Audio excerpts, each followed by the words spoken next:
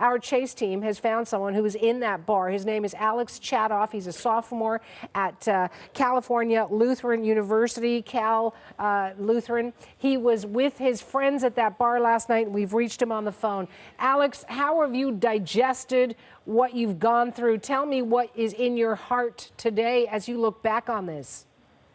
Hi there. It's truly horrible. I never thought I would experience anything like this, and it was horrifying to see it and to see all the people. And when my friends were terrified, and I was terrified too.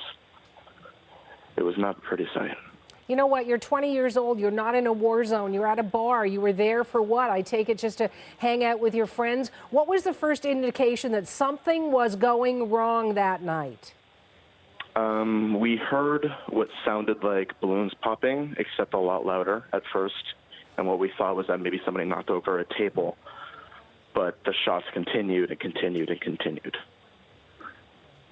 And then what? Who said what about let's get out of here? So what happened was I was by the DJ booth and I hid underneath a desk, and I was with my girlfriend and her two friends, and what happened was there was a window right next to us. Somebody threw a bar stool at it. We broke the window and we jumped out and we ran to our cars and got out of there. So you were not worried about broken glass or anything like that. Did you know at that point it was life or death? Is that what you were thinking in your head? Absolutely. I didn't care. I actually cut my wrist pretty bad. I didn't need stitches, but I had to go to the hospital and get it checked out. What were the sounds, the other sounds in that bar? Were people screaming? Was the music still going on? What were you hearing? The music had stopped. It was mostly just shots going off. We actually stopped the music specifically, and I don't really remember screaming, but I'm sure that it was there. When you told your mom about this, because you're at your mom's house right now, and I totally get that. You need to have some comfort around you. What did you say to her? How does one explain this? Well, I wasn't able to get a hold of my mother for a couple hours until after it happened. The shooting happened at about 11:20, and she was asleep. Luckily, my godmother was able to come here and wake her up around 2 o'clock, and she was horrified. I called her. She eventually called me back. I said I was safe, but she was petrified. And you must have been crying, and she must have been crying. Oh, yeah. Because at that point, it's when it starts to set in, is it? Mm-hmm. Yeah, I hadn't seen my mom all night, and I was worried. No kidding. What about your friends? What's their status? My girlfriend is fine. She's just very shooken up. I'm with her right now. And her two friends, one of them is completely fine. The other one had to get 15 stitches in her leg from glass and another 5 in her arm, also from glass. And then when you hear, Alex, that 12 people were shot and killed, what do you feel? This doesn't happen in our town. We're a very calm, nothing happens town, and the fact that this could happen here is horrifying. And although I didn't really know any of the victims because I just didn't know a lot of people there, it's still very hard to hear. And it really doesn't matter. I mean, you don't have to know the victims to feel for them, do you? Yeah. Mm-mm. Then you hear about the gunman. Police say he was 28 years old. So you're 20. I mean, this guy is 8 years older than you. He's a veteran Marine. He doesn't have a semi-automatic or anything. He's got a handgun with an extended magazine. And then he decides that that's what he's going to do that evening, is walk into this bar and unload the magazine from his Glock. Have you been able to sort of come to grips with how or why somebody does that or crosses that line? Well, I believe that this man was suffering with major mental illness problems. I don't know the extent, but I believe that was the underlying cause. He used to be in the Marines. I don't know all the information, but it's tragic, and it's very, very unfortunate. But just as a human being, is it hard to fathom why somebody would do that? And we're talking about college kids in a bar. Yeah, we're talking people that are 18 to maybe 23, and it's unimaginable to me. Alex, I don't want to talk to you about politics because this story will turn into a political story of, guns, et cetera, but let me just ask you about the emotion of all of this right now. What do you want and need to hear from your, I don't want to say elders, but your, your president? What do you need to hear from him?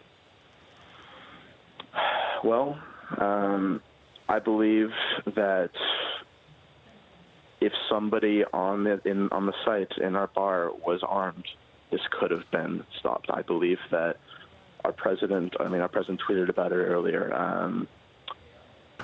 He's obviously he's here for us right now, but I'm not a firm believer in a lot of significant taking away guns from people. I believe that somebody should have been there, maybe a security guard with a gun. So you're thinking guns could fight guns and everybody would be okay? Well, not necessarily. I'm saying that guns are needed to protect people, and I believe that if somebody on the security there had a gun, I believe it could have stopped the incident cold. You know what? That police officer who rushed into that bar, Alex, he was going to retire in a year or so, and I don't know if you saw the sheriff. He was choked up about losing a colleague of his on the force. He had a gun.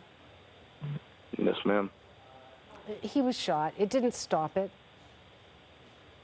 I know, ma'am. I hear what you're saying. It stopped the incidents. Without the police, this incident could have gone way worse. And I know that the police got there. They got there very quickly, and they took care of the situation. It took 6 minutes for them to get there. And I believe that it would be in those 6 minutes, if so much could happen. If somebody had a gun with them, maybe a police officer, maybe a security officer that is licensed to carry that can protect people. I believe in only those 6 minutes that could have saved lives.